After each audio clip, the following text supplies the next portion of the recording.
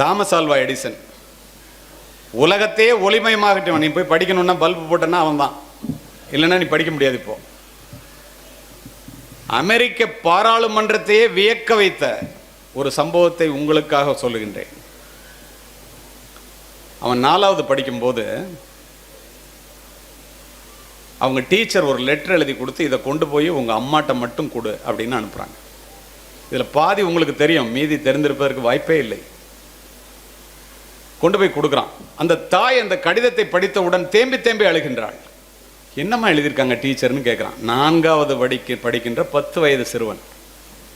ஒரு நொடி நிதானித்த அந்த தாய், உலகத்திலே நீ தாண்டா புத்திசாலியா, உனக்கு வாத்தியாருங்களால் கூட சொல்லிக் கொடுக்க முடியலையா, உன்னை நாளைக்கு நிறைய புத்தகங்கள் இருக்கிற நூலகத்துக்கு என்னை அழைச்சிட்டு போய் சொல்லிக் கொடுக்க சொல்கிறாங்க. தாமஸ் ஆல்வா எடிசனுக்கு தந்தை இல்லை. நான்சி எடிசன் என்ற தன்னுடைய தாயினால் வளர்க்கப்பட்டவன்.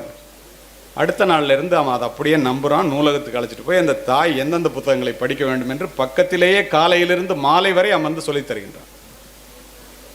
தொடர்ந்து படிக்கின்றான். மிலோனா பார்க் என்ற இடத்திலிருந்து 1888ஆம் ஆண்டு நண்பர்களே, புதிய புதிய கண்டுபிடிப்புகள் வந்து கொண்டே இருக்கின்றன. ஒரு நாள் தன்னுடைய வீட்டில் உள்ள புத்தகங்களை ஒழுங்கு செய்கின்றான். ஒரு கடிதம் கீழே விழுகின்றது. கடிதத்தை எடுத்து படிக்கின்றான். அந்த கடிதம் அந்த ஆசிரியை 4ஆம் வகுப்பு தாமஸ் ஆல்வா எடிசன் படிக்கும்போது எழுதி தன்னுடைய தாய்க்கு கொடுத்த கடிதம். தாய் சொன்னது, உலகத்திலே நீ புத்திசாலி என்று உன்னுடைய ஆசிரியை எழுதியிருக்கின்றாள் என்று. அதை படித்த தாமஸ் ஆல்வா எடிசன் கதறி கதறி அழுகின்றான்.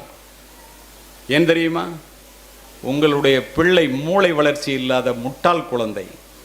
இந்த பள்ளிக்கூடத்தில் மட்டுமல்ல, அமெரிக்காவில் எந்த பள்ளிக்கூடத்திலும் படிக்க முடியாது. இதை தெரிந்து கொள் என்று. அதற்கு பின்னால் ஒரு கடிதம் இருக்கிறது.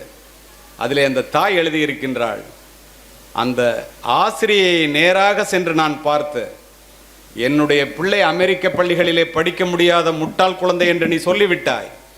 இந்த அமெரிக்கா மட்டுமல்ல, இந்த உலகமே என்னுடைய பிள்ளையினுடைய வரலாற்றை கண்டுபிடிப்புகளை ஒரு நாள் படிக்கிறதா இல்லையா பார், இது சத்தியம் என்று சொல்லிவிட்டு வந்திருக்கின்றேன் என்று எழுதியிருக்கின்றாள். உங்களுக்கு தெரியும், ஆயிரக்கணக்கான கண்டுபிடிப்புகளை கண்டுபிடித்தான்.